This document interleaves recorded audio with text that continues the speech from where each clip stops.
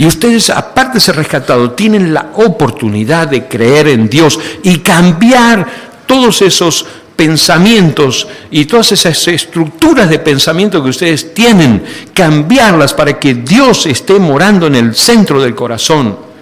¿Con qué limpiará el joven su camino? Con guardar la palabra de Dios. Engañoso es el corazón y perverso más que todas las cosas. ¿Quién lo conocerá? Dios lo conoce. Sobre toda cosa guardada, guarda tu corazón, porque de él mana la vida. ¿Dónde debe estar Dios? En el corazón. Y tengo que creerle a Dios.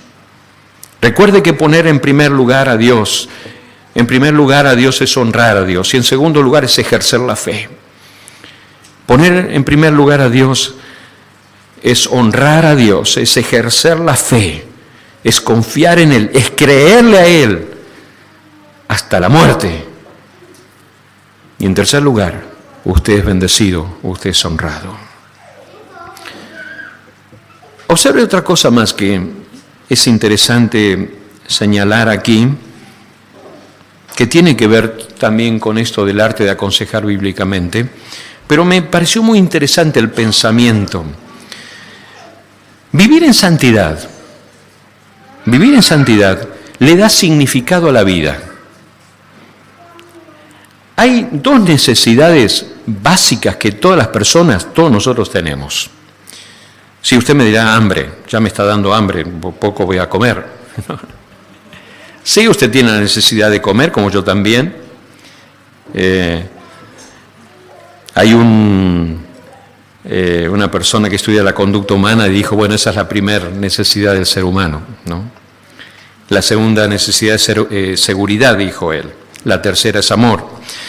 Bueno, pero hay dos necesidades básicas que el hombre las tenía satisfecha cuando estaba con Dios antes de la caída. Y Dios quiere relacionarse con nosotros como personas antes de la caída. Y Él lo hace posible, Él lo hace posible. Uno dice, ¿cómo puedo vivir yo de esa manera? Dios lo hace posible. Y la primera necesidad justamente es significado. Dios le da significado a nuestra vida. Dios le da importancia a nuestra vida. Dios le da valor a nuestra vida. ¿Cuándo le da valor a nuestra vida? Cuando me rescató, cuando me salvó, cuando Dios... Yo permito la salvación, permito que Él me salve, permito que Él me rescate. Dios le da valor a mi vida. El tema es que a veces no creemos todo esto, entonces uno está buscando valor por otros lados. Ahora, uno ha llegado a Jesucristo con esa vana manera de vivir, heredada la herencia de los padres, por las costumbres, los hábitos, la forma de vivir. Bueno, mi papá hacía así, mi mamá así, en mi casa se hacía de esta manera, en mi casa se hablaba de esta manera, se pensaba de esta manera, se vivía de esta manera. Claro, Dios dice, bueno, pero Jesucristo viene y te rescata, te saca de esa vana manera de vivir y te da una nueva manera de vivir. Y esa nueva manera de vivir le da significado a tu vida, le da un sentido de propósito, le da un sentido de valor a la vida. Qué interesante que es esto. Eres una persona importante. ¿Por qué? Porque Dios vino a este mundo para rescatarte y levantarte. Qué bueno es pensar en esto y también en este pasaje, ¿no? Como Pedro está diciendo, ustedes ahora creen en Dios. Ahora su fe está puesta en el Señor. Ya no está puesta en los modelos antiguos, en las estructuras de pensamiento antiguos, en esa forma de pensar que tenían antes de conocer a Dios. Ahora se hace todo nuevo en el Señor. De modo que si alguno está en Cristo, nueva criatura es. Las cosas viejas pasaron, todas son hechas nuevas. Yo veo que en este pasaje Pedro también va a hablar en el versículo 21, en el verso 22, perdón. Habiendo purificado vuestras almas por la obediencia a la verdad mediante el Espíritu para el amor fraternal no fingido, amaos unos a otros entrañablemente, corazón puro, siendo renacidos. La palabra aquí es renacidos. El segundo argumento que utiliza Pedro para fundamentar justamente ser santos porque yo soy santo, para darle una motivación, para que ellos se sientan motivados a vivir una vida de santidad. Lo mismo nos pasa a nosotros. ¿Cuál es nuestra motivación? Dios me rescató, me sacó de esa vida inútil, le dio valor a mi vida, le dio importancia, le dio significado a mi vida significa algo. Ahora, no tengo que correr detrás de prácticas, detrás de modelos, detrás de otras cosas que el mundo está ofreciendo para sentirme valioso.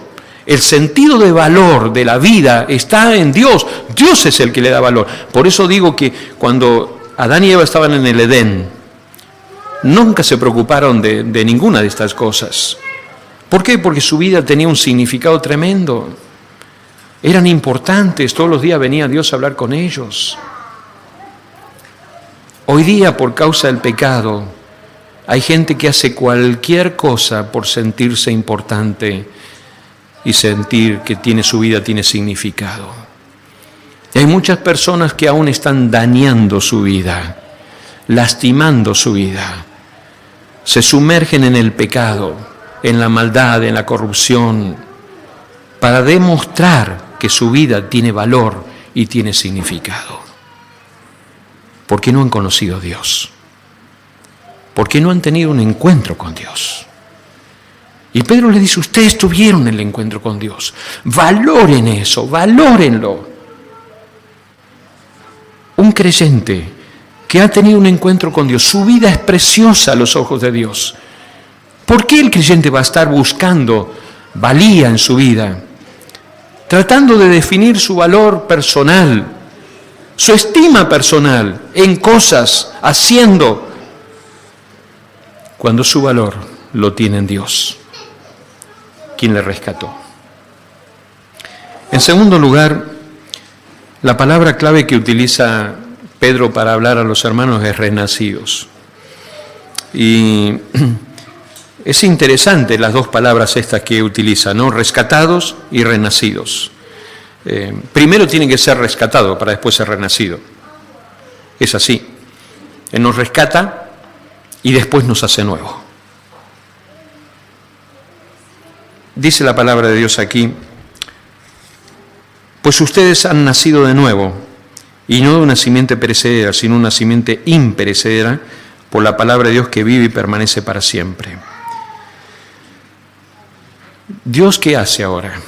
Noten ustedes que Él satisface otra de las necesidades básicas del ser humano, que es seguridad.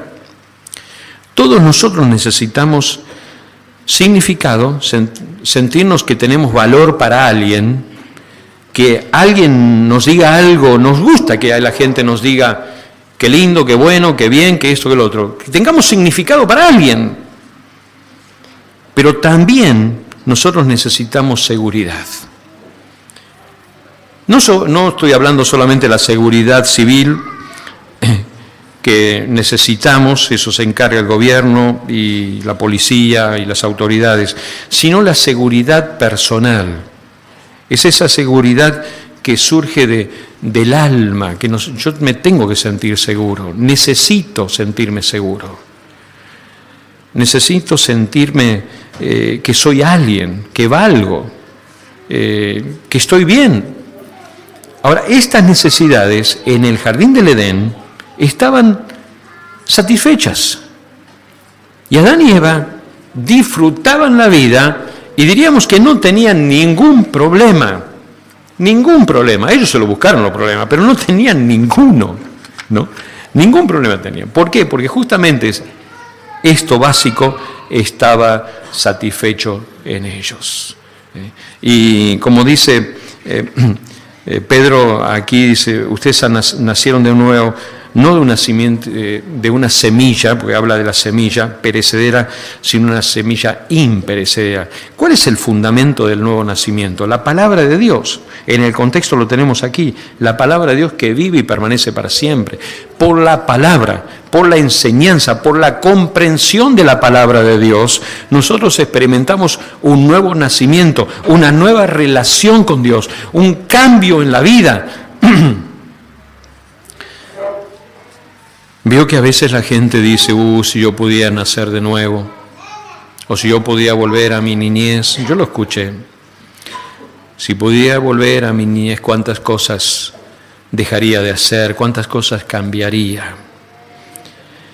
Imposible, imposible. Tampoco es sano que usted piense volver a la niñez con su pensamiento y decir, bueno, claro, soy lo que soy por lo que era antes, por lo que fui, por lo que hice, por lo que me hicieron y bla, bla, bla, y todo lo demás. Usted puede pensar de esa manera, pero también puede pensar de una manera totalmente diferente. La oportunidad la tiene usted en que le dé a Dios el permiso para que Él lo haga una persona nueva, renacido. Dice la palabra de Dios aquí, ustedes han nacido de nuevo. Dios te da la oportunidad de nacer de nuevo. Dios lo hace. ¿Cómo? Cuando aceptás a Jesucristo, cuando experimentás ser renacido, ser rescatado de Dios, entonces Dios hace un cambio profundo en el ser, en la persona, y te da la oportunidad de comenzar de nuevo. Qué bueno es Dios, qué bueno es el Señor.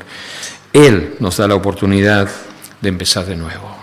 Él es el que nos da seguridad a nosotros.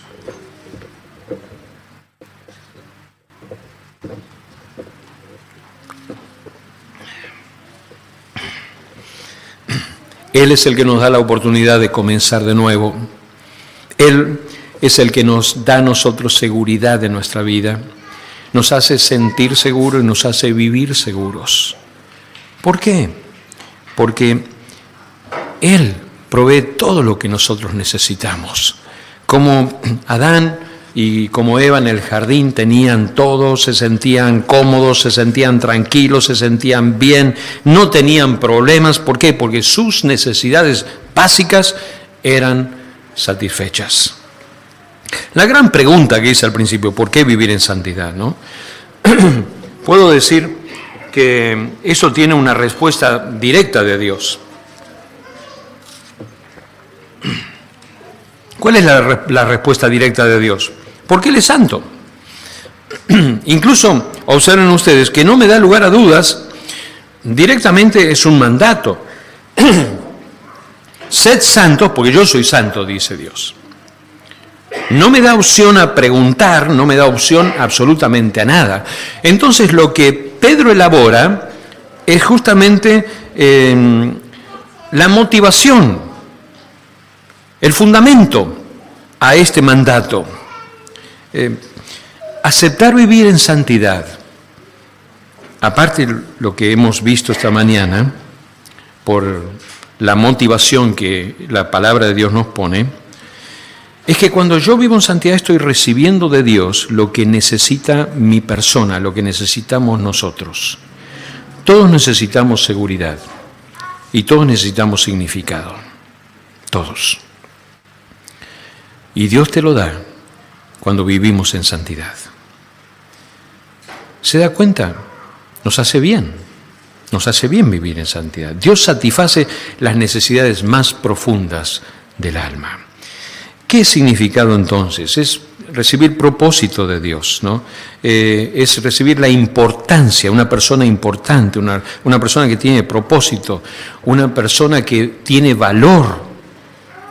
No tengo que andar buscando valor por la vida, o haciendo cosas, o diciendo cosas, o pareciendo cosas.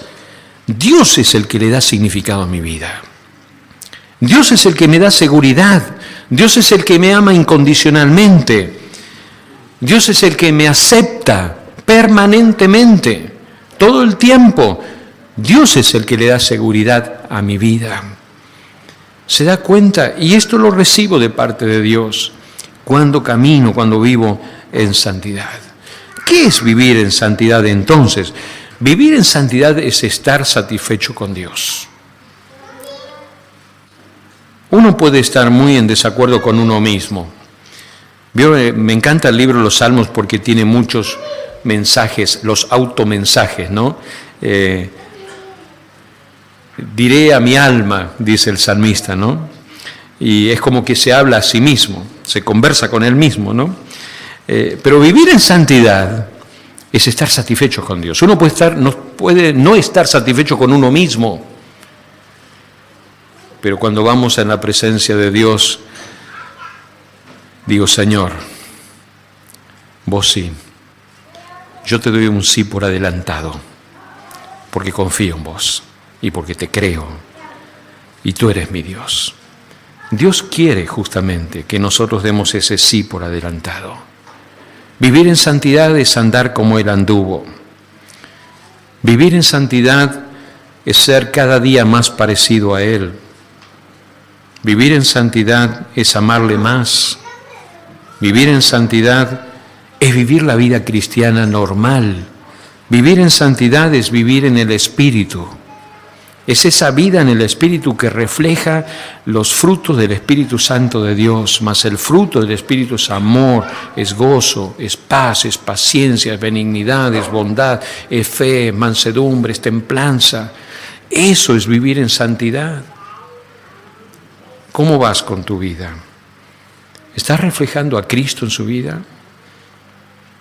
Me encanta ese comentario que hice, creo que el domingo pasado o el otro, cuando Nicodemo lo ve a Jesús, y Nicodemo ve a Jesús y dice, Maestro, vemos que en ti está el Señor, en ti está Dios, porque las obras que tú haces son tal y tal y tal y tal cosa, ¿no?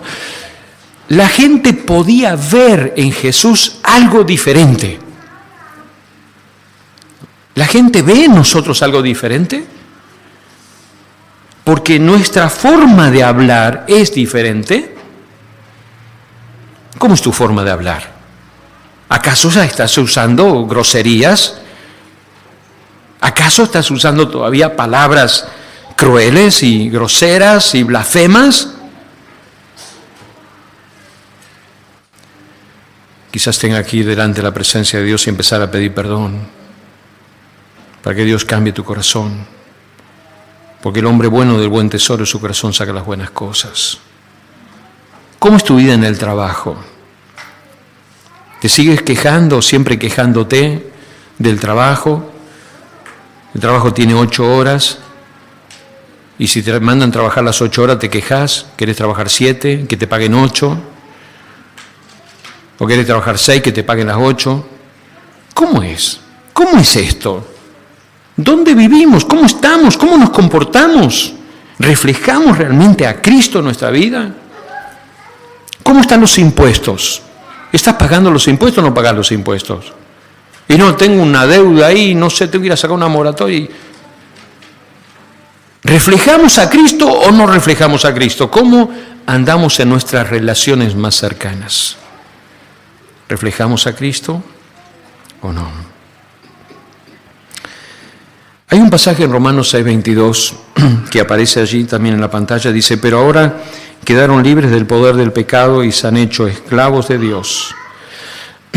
Me gustó esta parte del texto bíblico. Ahora hacen las cosas que llevan a la santidad y que dan como resultado la vida eterna. Pedro está diciéndole a los creyentes, ustedes fueron rescatados. Ahora tienen el propósito de su vida, es la santificación, es la santidad. Esto es un proceso, es un caminar. Pero ¿cómo va en nuestra vida? Miren, yo marqué aquí esta frase que dice, ahora hacen las cosas que llevan a la santidad. ¿Estás haciendo cosas que llevan a la santidad en tu vida? Quizás me dice, no lo había pensado de esa manera. Pensé que la santidad era leer la Biblia, orar y ir a las reuniones los domingos y cantar. No. Vivir en santidad es un proceso de todos los días. Ahora hacen las cosas que llevan a la santidad. Todo surge en el corazón. Y Pedro lo había dicho antes con estas palabras, en quien creen ustedes ahora, y mediante el cual creéis en Dios. Por Jesucristo creemos en Dios. Tenemos una relación personal con Dios. Dejemos que nuestra fe en el Señor transforme nuestro pensamiento, nuestras conductas, nuestra forma de creer. ¿Qué creemos? Y porque lo que creemos determinará lo que somos. Y un último texto tengo para compartir y terminamos con este. Gálatas 4:19 dice: hijitos míos, por quienes vuelvo a sufrir dolores de parto hasta que Cristo sea formado en vosotros. Y este pasaje bíblico lo escribió un pastor. El pastor se llamaba Pedro y escribió una carta a una iglesia que había varios creyentes que eran los de Gálatas. Y este pastor les dice a los creyentes: hijitos míos, por quienes vuelvo a sufrir dolores de parto. Me imagino que se imaginaba los dolores de parto Pablo, porque él no era mujer. Pero habrá visto varios partos, o experimentado varios partos, y entonces él sabía lo que era el dolor, lo que era ese momento. Y él dice: yo me identifico con la mujer en el parto. ¿En qué? Que Cristo se ha formado en ustedes.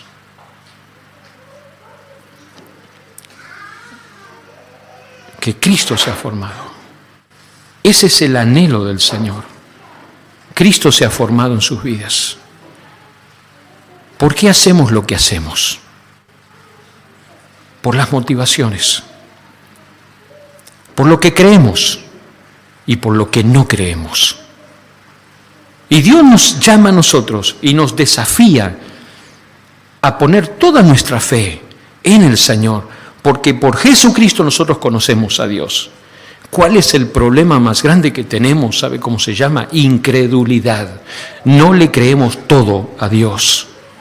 Le creemos parte a Dios. Créale todo al Señor. Arrodíllese y dígale: Señor, he sido un incrédulo, aunque soy tu hijo, incrédulo. Y no estoy viviendo en santidad. No te estoy reflejando. No estoy mostrando que estás en mi vida. Y podemos permitir que Dios haga cambios en nuestra vida. Y esto nos va a enriquecer nuestra vida. Vidas ricas, vidas de autoridad, vidas que pueden ayudar a otros. ¿Por qué? Porque fueron ayudados. Ustedes que recibieron la consolación, dice Pablo, ustedes pueden consolar a otros. Pero uno dice: pero si ni yo tengo solucionado mis problemas, ni yo tengo todavía arreglado todos mis asuntos, ¿qué esperás? Acercarte al Señor y decirle: Dios, aquí estoy. Yo he sido la causa de mis propios males. Vos tenés la respuesta. Señor, confío en vos. Y me humillo delante del Señor y le creo a Él. Y Dios va a bendecir mi vida. Pero quizás hay aquí alguna persona que aún no dio ni el primer paso. Y el primer paso es permitir el rescate de Dios. Y en esta mañana quiero decirte que el Señor quiere rescatar tu alma, rescatar tu vida. Él quiere hacerlo. ¿Cómo lo puedes hacer? Simplemente en ese momento orando y diciéndole: Señor, entra en mi corazón, perdona mis pecados. Sé mi Salvador personal. Podemos ayudarte, después de la reunión te puedes quedar, podemos conversar contigo, alguno de los hermanos también puede hablar contigo. Pero mi hermano que conoces al Señor hace tanto tiempo, examina tu vida. Me gusta el Salmo 139, cómo termina el Salmo 139. Y realmente uno tiene que ser honesto con Dios. Si no soy honesto con Dios, Dios ya lo sabe, porque no me puedo esconder, no me puedo ir a ningún lado, ¿no? Y el Salmo 139 termina con esta frase: examíname, oh Dios, examíname, oh Dios. Y aún más dice: y ve si hay en mí camino de perversidad y guíame por el camino eterno. Qué coraje, ¿verdad? Pero ¿sabe qué sanador que es eso? ¿Sabe qué sanador que es eso? Cuando somos honestos con Dios y le decimos: Señor, examíname. No que me examine fulano o mengano. Dios, examíname vos. Honesto, terriblemente honesto delante de Dios. ahí vas a tener sanidad. Dios te bendiga. Que la palabra de Dios siga trabajando en nuestra mente, en nuestro corazón, y Dios haga cambios en nuestras vidas. Oremos.